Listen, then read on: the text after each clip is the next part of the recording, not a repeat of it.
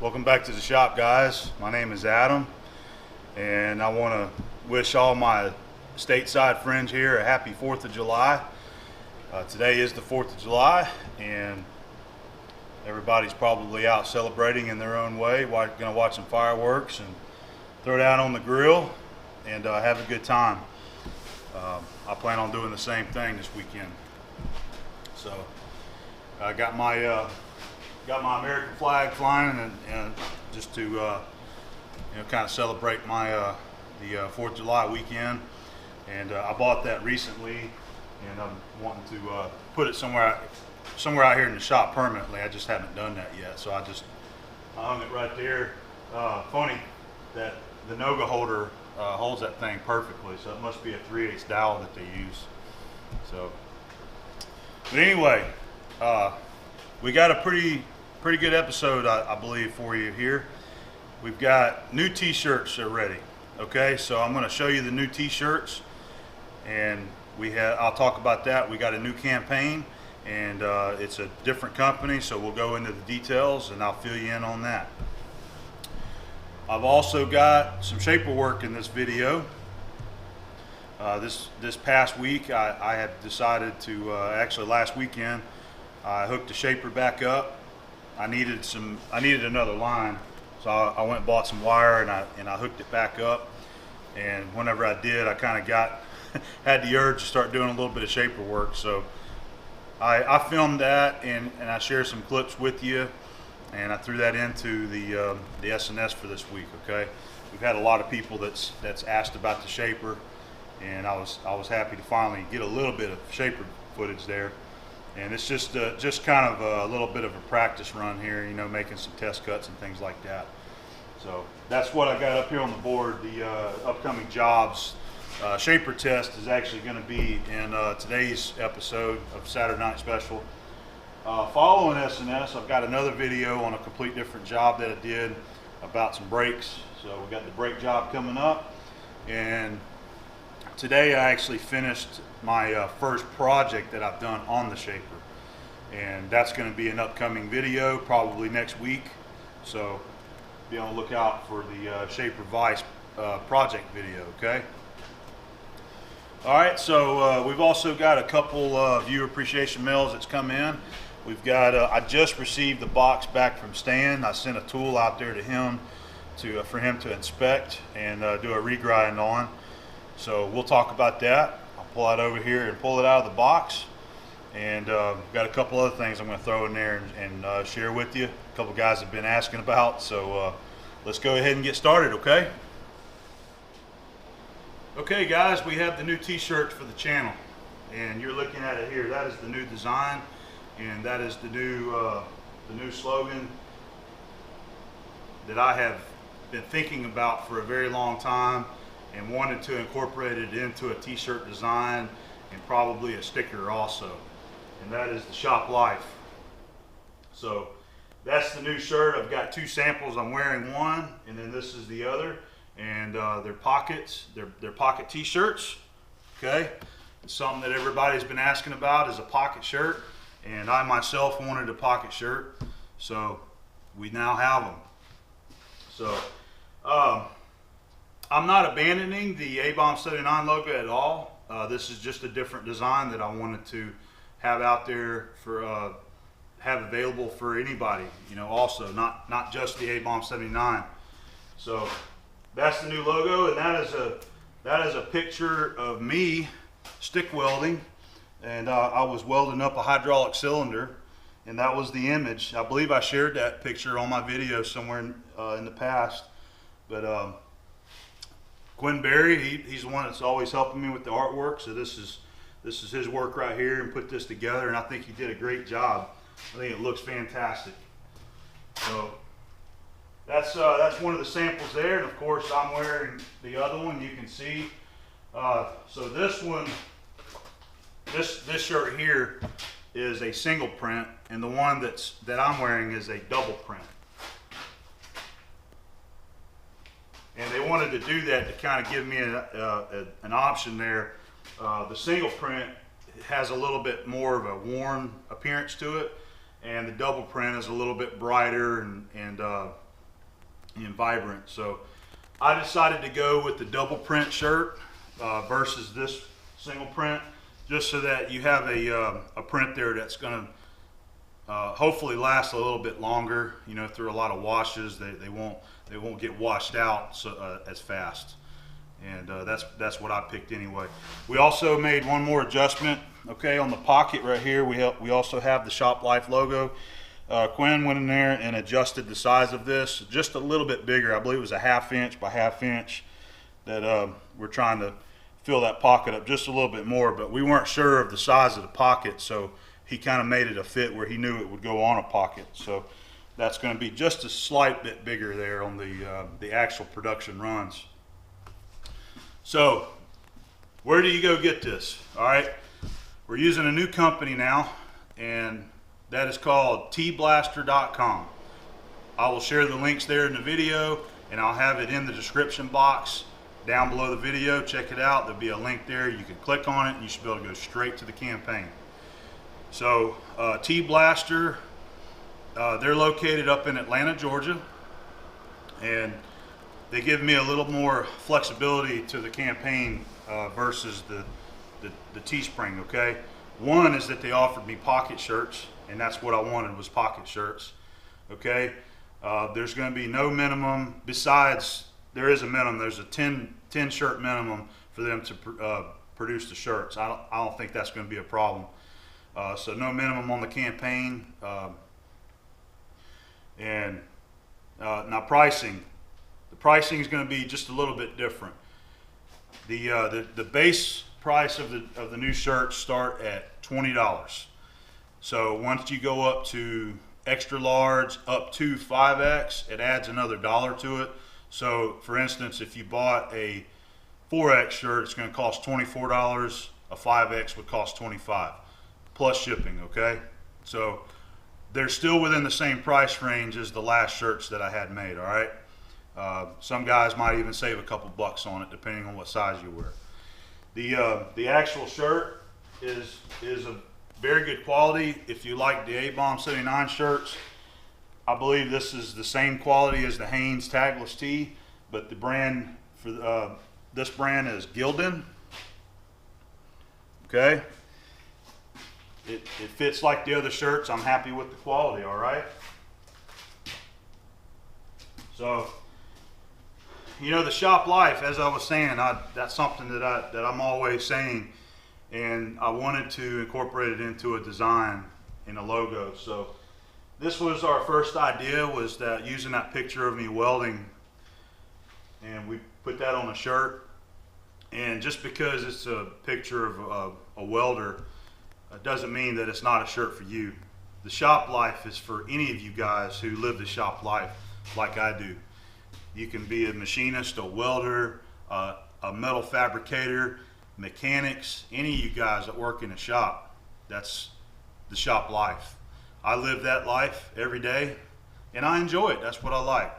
Not only is it my trade and my work, it's also my hobby, is being in the shop and playing with machines and doing fabrication. So shop life is for everybody out there. We are working on another design for later down the road in the future. I'd like a image of a lathe, so we're working on that too, and I look forward to that down the road there. So I hope you guys like the shirt. I worked really hard. Well, Quinn worked hard on getting the artwork. I went back and forth telling him what I liked and what I disliked, and we finally kind of hit a happy medium there, and I think we turned out with a pretty cool looking logo. I really like it, and I've been wearing them around town, and just enjoying the new shirt. So go check out tblaster.com if you're interested, and pick you up a shirt. They'll be available in red, gray, or black. Okay, we've got 3 color choices there, and hope you guys enjoy it, and I hope to see some Shop Life shirts out there in the future. Okay, thanks guys. Okay, our first viewer appreciation mail for this week. This comes from Steve Carmichael from the Carmichael Workshop. A bunch of you probably know about Steve Carmichael. He's got a really cool channel on YouTube, and he does woodworking, and he's got lots of projects on there, and he has sent me a couple of his stickers. I actually commented on one of his videos here recently. He made a little turntable deal that he put all of his stickers on. I guess he's been getting stickers from other channel supporters also, so he decided to put them all on something that rotated so that you could see the stickers all the time. So, and I had commented on that, and I said, hey, I need to send you one of my stickers. So that's what I did. I mailed Steve a couple of my decals, and in return he sent me a couple of his. So, and sent me a nice little note right there, and he says, your logo is awesome. I like your Saturday night special videos. I need to binge watch them. I hope to learn some things from you and get into metalwork someday. Keep making sparks, Steve. So thank you very much, Steve, and I appreciate the stickers right there. They're going to go into my collection whenever I decide to put all mine up in one spot. Your sticker will go there also. Okay, thank you very much, Steve, and go check out his channel. Okay, I'll put the link up there so that you can go visit it. Okay, this is our next viewer appreciation mail for this week. And you might remember about a month, maybe a month and a half ago, I had a visitor I was telling you about. That was from Patrick McAllister up in Arkansas. He had stopped by and visited me, given me a couple grinding wheels, and showed him the shop. His wife is, I believe she is a mechanic, and I don't remember where she works, but she's a mechanic, and she also likes to watch the videos. And her name is Dana McAllister, and she has sent me a chart, a rotoclip chart that shows all of your different snap ring sizes, internal and external. And it's a really cool chart. These are one of those that are on size. If you have a snap ring, you can actually come up to the chart and hold it on there, and you can size your snap ring. It gives you the actual part number. And again, this is for rotoclip right there. Very nice chart, very good quality. It's very thick. It's got the plastic covering on it, so it should last. Brass grommets so that you can bolt it to the wall. So I'll have to find a place around here somewhere to hang it up. So that was very nice of Dana. I'll tell you what she wrote right here in her letter. Said, hey Adam, I noticed in Herb Blair Part 1 video that you cut a snap ring groove on a piece of 5/8 hex stock, and that you were not sure if you had the correct size snap ring. Well, I have a solution to that problem. I used a snap ring sizing chart at work and thought you would enjoy having one too. Hope it comes in handy. Dana McAllister, Pine Bluff, Arkansas. P.S. I enjoy your videos. Thank you for taking the time to share your talents with us. But thank you, Dana, for the chart. I really appreciate it. And we love our charts, and they do make life easy. And by the way, we actually have this chart at work, and we have it hanging up on the wall up there by the sales counter, and they use it every day. So it does come in handy. So thank you again very much.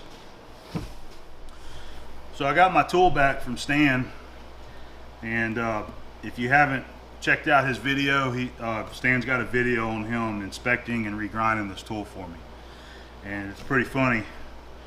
He's calling it Starrett, and that's what he called it on his video there, is Starrett scale holder.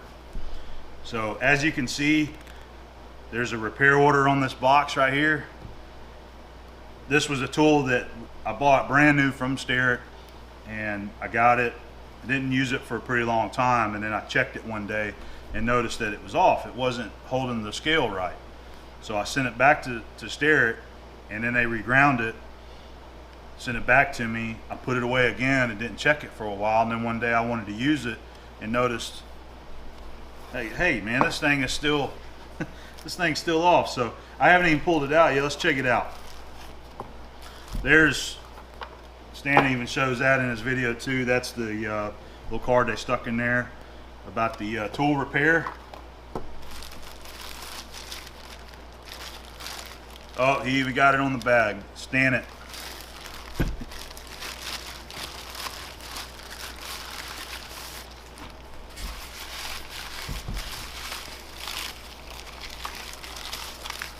Okay, there we go.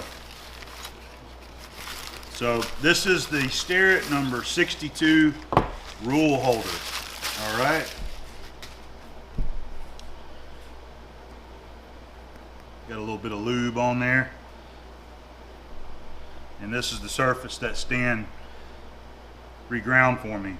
And what he had found was that whenever I was checking this, okay, I put it on my table, all right, and the way that you're supposed to use this is you take your rule,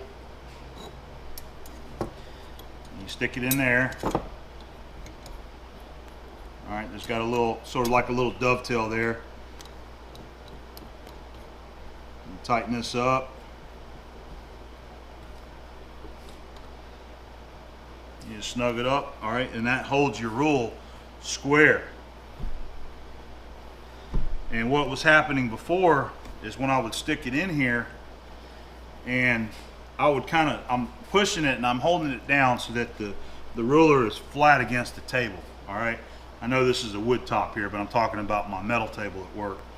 So I would push it down like that, and then whenever I would tighten this up, I would watch the scale kick over at an angle, like that. It would kick over. I'm like, what the hell's going on? And I'd look at it, and this groove right here was not ground square to the base. Okay, it was kind of at an angle there. So that's what my thoughts was that this was ground wrong. Well, Stan did his check. You know, he's gotten very good at metrology work. He's got a surface plate and he's got all the proper indicators so he can sweep things in. And what Stan had found out was that they didn't have the base of it ground properly. It was like whenever they ground it, it was kind of like kicked at an angle. And I believe he said that it was, I thought he told me 22 thousandths whenever he was indicating this, from the lowest point to the highest point. After squaring up on this edge in his vise, this was kicked up, I believe, 22 thousandths, something like that. So it was off quite a bit. And you could see it, man, when you pulled that rule up, man, it kicked that scale on over. So Stan has fixed me up. Now I have not checked it. I just pulled it out of the box, but I watched him inspect it on his channel, and I believe he had put one of his scales in here, and he run that test indicator up and down there, and I think it was like a thousandths difference on there, and you can't complain with that, man. This is just a very simple tool that's been around a very long time that just holds your rule, so you can use it for different things. I actually use it, my intentions was to use it for a couple things at work on the boring mill, squaring up those big rod eyes that I have to line bore. You know, you're going to go in there and clean that out, so usually you can just come up, you can take a thing like this, you can also use a square butt, and you come up and you line the eye that you're going to bore up next to this, and you tap it around so that this is in line with the side of your rod eye.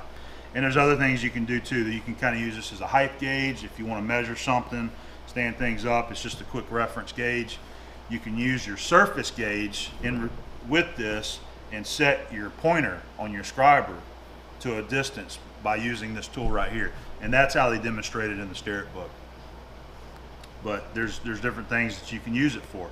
If you have the proper attachments for your rule, you can use this as like a height gauge. And you can also use it as a depth gauge also. If you want to go down with the scale, you know, you can loosen it up and you can drop that down, and you can read it right there as a depth gauge. So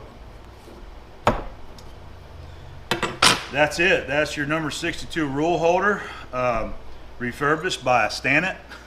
So thank you very much, Stan. I really appreciate the help with it, man. You did an awesome job. I can't thank you enough. Hopefully one day I can do something to repay the favor. And for you guys watching the video, go check out Stan's video on the regrind. It's a really interesting video, okay?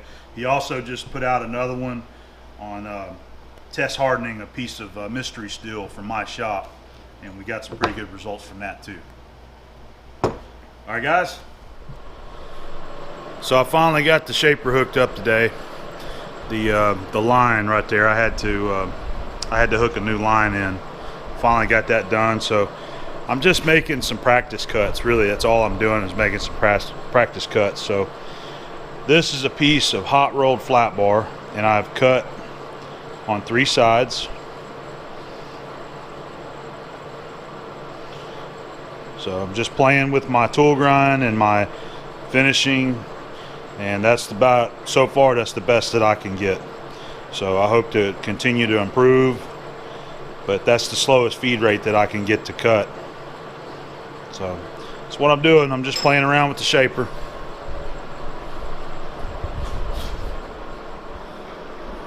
Alright, so I threw an aluminum block in that vise, and I'm just making a little skim cut across it. I want to see how that tool works on aluminum, and so far it seems to be doing pretty good. It might be leaving a few fuzzies on there. It's hard to tell. I haven't stopped it yet. Let's see. Yeah, it's a little bit fuzzy. That's probably from that tool cutting all that steel today. But we're just playing around. I'm just trying to get my practice up on this thing and make some test cuts, and so that I can use it for some jobs here later on.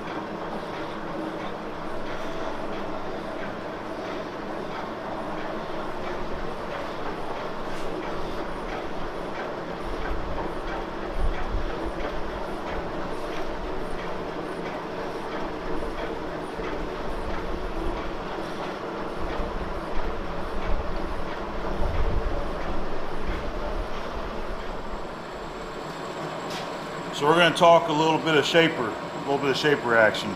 I'm out here playing with the shaper. I got it running. We're going to go down in just a minute. I'm going to talk about what I've been doing here. So we'll start with this. So this is the original vise for that Sheldon shaper. That is a 12-inch Sheldon shaper, and this is the original vise for it.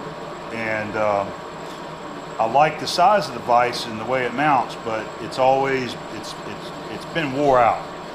Somebody kind of already got the good. It needs taking apart and seeing if we can tighten it up. You can see right here the jaw, the moving jaw has got a lot of flex. So whenever you go to tighten your piece up, this jaw is pulling back, and then you got to bump your parts down. The other thing about it is that these jaws here appear to be shop made, and they got some rolled edges on there. So I don't like those. I would like new jaws for this right here. So this may be a future project to take this thing apart and to see if I can tighten up the fit. And it's also got one of the ears here where it clamps down has been broken off, and that was already like that. It's been broken like that for a while. So, and then these were the bolts that I was using to hold this vise down. I believe these were some 5/16 bolts that I was using, and these little T-nuts. So what I did this morning is I took 4 of my my good T-nuts from my Tico set, and I went ahead and modified them to fit the T-slots on the shaper there. You can use 1/2-inch hardware, but the slot size is a little smaller than on a conventional mill. Usually it's like for a 5/8 slot here. Those have 9/16 slots down there. So I modified 4, so I got 4 T-nuts as of right now. And the vise that's on there is an old vise that I had around the shop. It came from my old shop. And we'll take you down there so you can see it.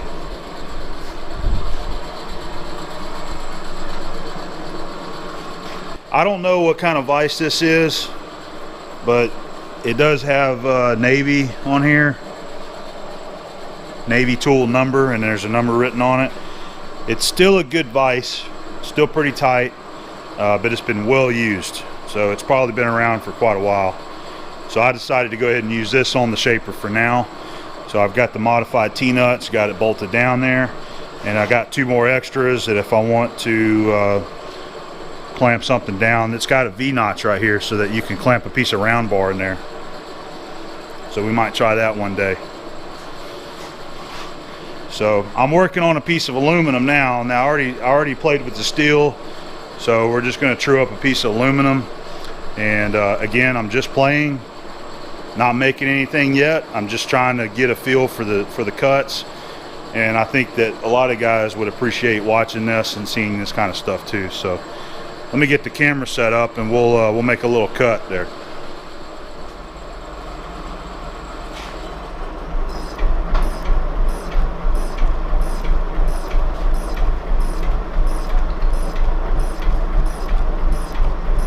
Still getting familiar with the settings on setting your stroke length and your position of stroke. You can stroke up to 12 inches on this shaper, but you can also tighten it up into a little area. So that's typically what you want to do, is have your stroke on just your work area, and then also you can position it where you want the stroke. So we could be stroking this here, or we can move the work back and do it back here or further out. So once you get those settings set right, you're good to go. I've got the feed. I'm feeding 4 thousandths. So on every backstroke, it moves the table 4 thousandths over. And as far as the depth, that ain't very deep. I think I took 10 or 15 thousandths on the dial there.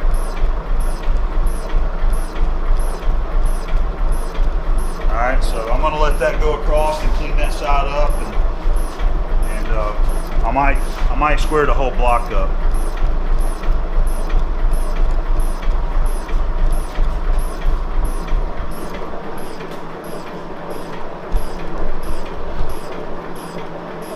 Looking pretty good. You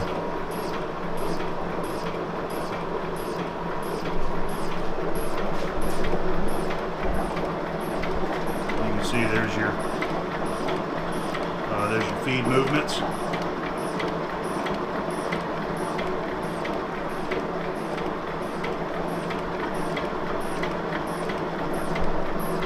Okay, I'll bring you back. That's the finish of that cut there. I just wanted you to see it before you touch it, before I come up here and touch it. But man, it's really smooth. Looks really good. So this is another addition that I just did. The tool holder, using one of the Armstrong tool holders, I had to dress the side so that it would fit the rocker tool post. So it fit in this slot here. So, and then that's the tool bit, piece of high speed with a nice large honed radius on the corner there.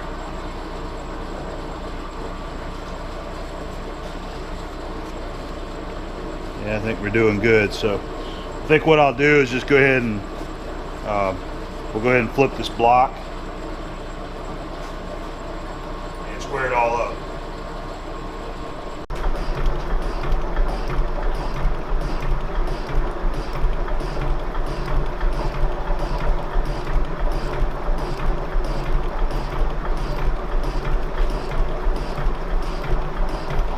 That's the saw cut side. I decided I was going to go ahead and just be a little bit more aggressive there. And by aggressive, I mean 100 thousandths in aluminum. I mean, there's no strain on it at all. It's doing a good job. I believe the heaviest cut that I've taken on this thing so far was on some steel. I think I was taking a 1/4 inch, if I remember right. It's been a pretty good while since I've done that.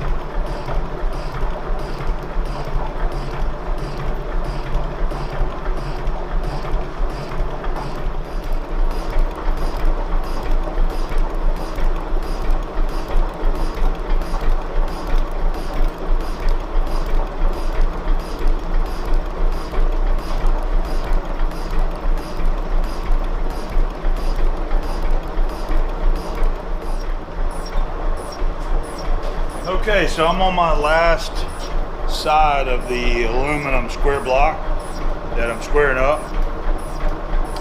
One of the things that I had figured out, I had already cut both sides of that. This vise that I put on here, I never checked the inside of the jaws. These are some hardened jaws.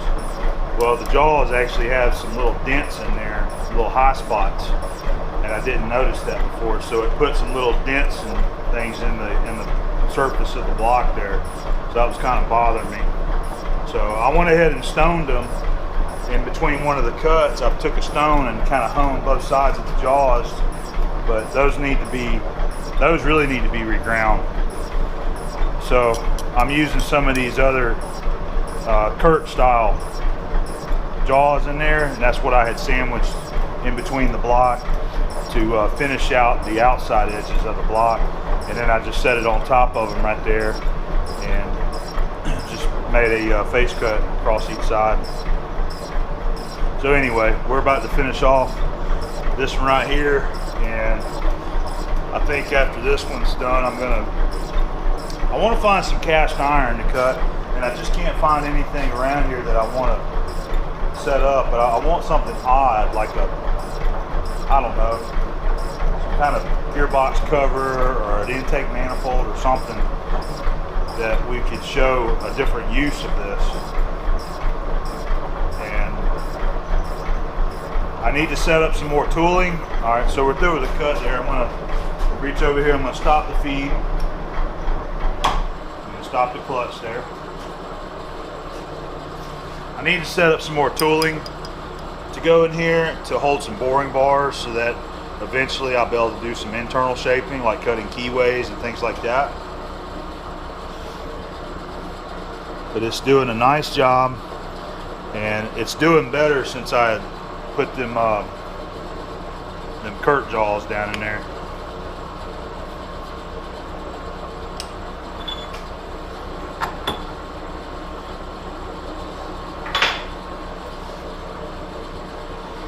So that's all sides shaped. Let me go file the corners off. We'll give it a final look, okay? Well, here's the final look at the aluminum block that I shaped, made a cut on each side. These are just drill dimples right here where I had used it as a backup for something in the past. But man, it really turned out nice. There's one side on here I left alone, and it's that one. I don't know if you can see it. I'm moving it so that you can get a little bit of the reflection in some places, but on this side, if you can kind of notice, there's a little bit of imperfections in the surface quality. This is where I made that 100,000ths pass, and I never went back and made a final cut. So this is telling me right here, just by looking at that I need to make finishing passes whenever I'm doing something, leave enough to finish. And again, remember, this is a small shaper. This is not a big, massive one. There's not a whole lot of mass to this machine, but it does a good job. And I was really amazed at the finish that I'm getting on this with that tool bit. Some of these I'm looking at, and I could almost, if I didn't know any better, if I looked at that, it would almost be like a ground finish.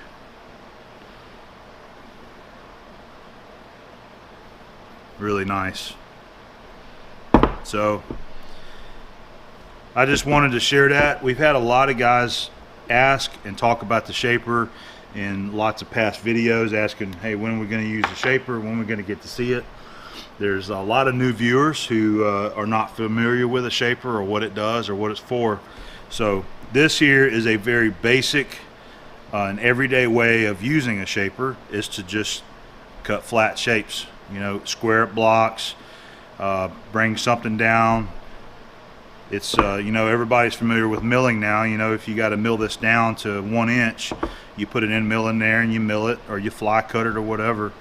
A shaper uses a tool bit and makes strokes across there, cutting it and bringing it down to size. So as time progresses, I want to do some more with the shaper, practicing, try to get it set up so we can do some internal keyways if we ever need to, and just get it ready for what we might need the machine for. Okay, so there we go.